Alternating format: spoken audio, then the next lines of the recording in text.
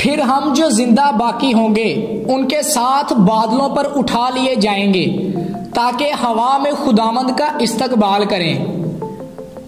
मसीह यीशु में आप सबकी सलामती हो। दोस्तों, आप सबको वेलकम है आज की एक और नई वीडियो में। आज हम जिस टॉपिक पर बात करने जा रहे हैं वो है रैप्चर और सेकंड कमिंग ऑफ जीसस में फर्क, difference between rapture and second coming of Jesus.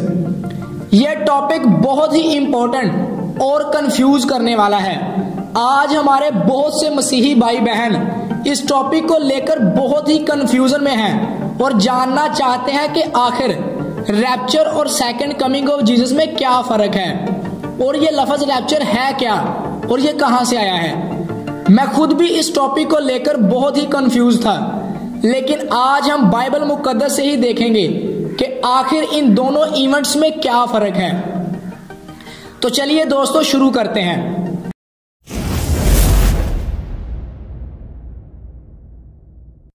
दोस्तों, आज हमारे बहुत से मसीही भाई बहन इस बात को कहते हैं कि लफ्ज रैप्चर बाइबल में मौजूद ही नहीं है, तो ये इवेंट होगा भी नहीं।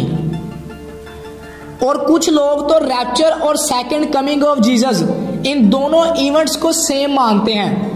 उनका मानना यह है कि रैप्चर और सेकंड कमिंग ऑफ जीसस ये दोनों एक ही इवेंट है और एक ही बार होगा, और इन दोनों इवेंट्स को मिक्स कर देते हैं। तो सबसे पहले हम देखेंगे कि लफ्ज रैप्चर है क्या। तो हम पढ़ेंगे पहला थस्सलुनीकियों 4 बाब 16 से 17 आयत।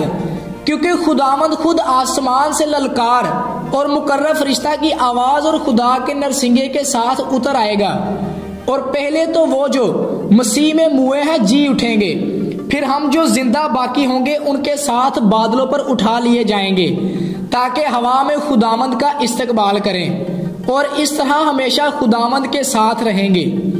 यहाँ जो लफ्ज पौलुस रसूल ने इस्तेमाल किया है उठा लिए जाएंगे, इसको जब हम ग्रीक लैंग्वेज में देखते हैं तो ग्रीक में जो लफ्ज इस्तेमाल हुआ है वो है हरपाजो, जिसका मतलब है उठा लिया जाना। ये हरपाजो लफ्ज ग्रीक बाइबल में यूज हुआ है। इसके बाद जब सेंट जेरोम ने 385 एडी में ग्रीक बाइबल को लैटिन यानी लातीनी जुबान में ट्रांसलेट किया, तो उसने पहला थस्सलुनीकियों बाब 4 और इसकी 16 और 17 आयत को ट्रांसलेट करते वक्त जो लफ्ज इस्तेमाल किया वो है रैपिमर, जिसका मतलब है खींच लिया जाना। और जब लैटिन बाइबल के इस लफ्ज रैपिमर को इंग्लिश में ट्रांसलेट किया गया तो उससे लफ्ज निकला रैप्चर, जिसका मतलब भी यही है कि उठा लिया जाना।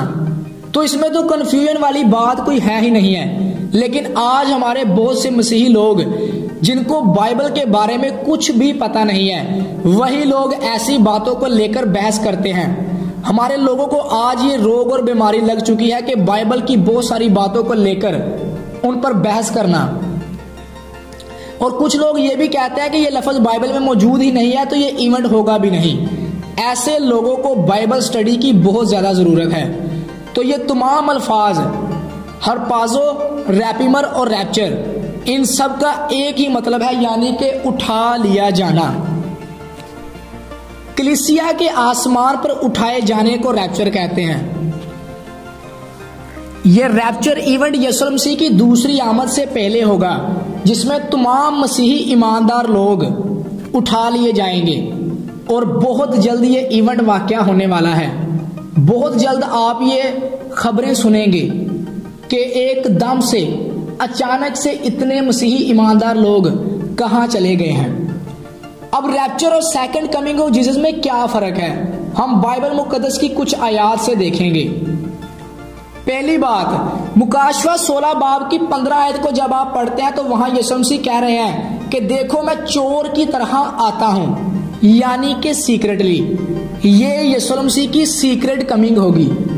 यीशु मसीह की सीक्रेट कमिंग को ही रैप्चर कहा जाता है। और जब आप पढ़ते हैं मुकाशवा 1 बाब 7 आयत को, तो वहां लिखा है देखो वो बादलों के साथ आता है और हर एक आंख उसे देखेगी, यानी कि यीशु मसीह सबके सामने आएंगे ओपनली, हर एक आंख उन्हें आता हुआ देखेगी।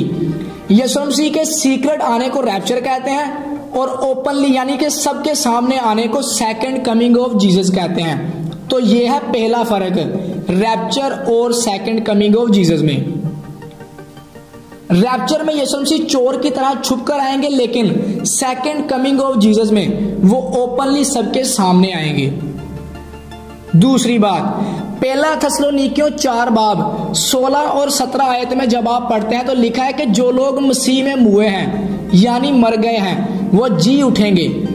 लेकिन मत्ती 24 बाब में जब आप यीशु मसीह की दूसरी आमद के बारे में पढ़ते हैं तो वहां कहीं भी मुर्दों के जी उठने के बारे में नहीं लिखा हुआ है। थेसलोनिकियों के खाते में जो बात हो रही है वो रैप्चर के मुतल्लक है कि जब रैप्चर होगा तो मुर्दे जो कि मसीह में सोए हैं जी उठेंगे। लेकिन मुकद्दस मत्ती की किताब में जब यीशु मसीह की दूसरी आमद के बारे में बताया जा रहा था तो वहां कहीं भी मुर्दों के जी उठने के बारे में नहीं लिखा गया। यह है दूसरा फर्क रैप्चर और सेकंड कमिंग ऑफ जीसस में। तीसरी बात, जब हम पढ़ते हैं पहला थेसलोनिकियों 4 बाब और उसकी 16 और 17 आयत तो उसमें लिखा हुआ है कि यीशु मसीह हवा में आ रहे हैं, यानी कि वो जमीन पर पांव नहीं रखते हैं। लिखा हुआ है कि फिर हम जो जिंदा बाकी होंगे उनके साथ बादलों पर उठा लिए जाएंगे ताकि हवा में खुदावंद का इस्तकबाल करें। इसका मतलब है कि रैप्चर के दौरान यीशु मसीह जमीन पर अपने पांव नहीं रखेंगे बल्कि वो हवा में ही रहेंगे और हम जिंदा जो जमीन पर होंगे वो मुर्दों के साथ उठा लिए जाएंगे और यीशु मसीह का वहां इस्तकबाल करेंगे और यीशु मसीह बादलों पर ही मौजूद रहेंगे और कलीसिया का रैप्चर हो जाएगा। इसके बाद शैतान को 7 साल का अरसा दिया जाएगा, जिसके बाद यीशु मसीह की दूसरी आमद होगी और दूसरी आमद के वक्त यीशु मसीह कोहे ज़ैतून पर आ खड़े होंगे, यानी कि वो जमीन पर अपने पांव रखेंगे। यह है रैप्चर और सेकंड कमिंग ऑफ जीसस में फर्क। यह रैप्चर कोई नया लफ्ज नहीं है, बल्कि बाइबल मुकद्दस में कुछ जगहों पर रैप्चर हुआ भी है। वीडियो को शॉर्ट रखने के लिए मैंने आज सिर्फ रैप्चर और सेकंड कमिंग ऑफ जीसस में फर्क को ही बताया है, लेकिन बहुत जल्द इस वीडियो का दूसरा पार्ट भी मैं अपलोड करूंगा जिसमें आपको उन रैप्चर्स का भी बताऊंगा जिनका जिक्र बाइबल में मौजूद है। तो इस चैनल पर अपलोड होने वाली वीडियो को देखने के लिए इस चैनल को सब्सक्राइब करें ताकि आने वाली वीडियोस सबसे पहले आप तक पहुंच सके। शुक्रिया।